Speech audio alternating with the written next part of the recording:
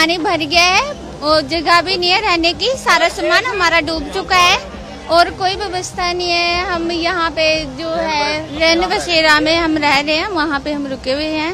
हमें आज 3 दिन हो गए इधर। परसों रात से हम बहुत ज्यादा परेशान हैं, हम डूबे पड़े हैं पानी में। हमारे पे जो तन पे कपड़ा है वही है सर, हमारे पे कोई बच्चा ही नहीं है। हाँ जी, कम से कम 200-300 आदमी है, कोई भी सर किसी के पास कुछ नहीं बचा है। हम लोग अगर ये भी भीज गया हमारा तो हम दूसरा कपड़ा भी नहीं बदलेंगे।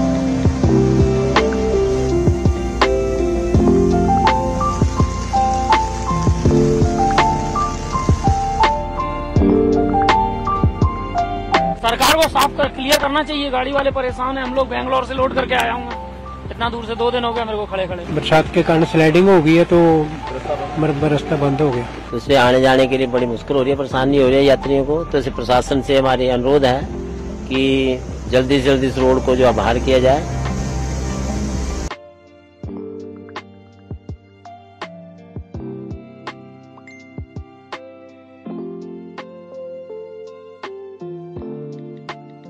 पानी का जो स्तर है वो लगातार बढ़ता जा रहा है। पिछले 2 दिन में ही 8-10 फुट पानी बढ़ गया है और अगले 24 घंटे में शायद 10 से 12 फुट पानी और बढ़ जाएगा। 30,000 लोगों का हमारा अनुमान है जिनको इवैक्यूएट करने की जरूरत पड़ेगी। उनके लिए पूरे अरेंजमेंट्स हमारे हो चुके हैं।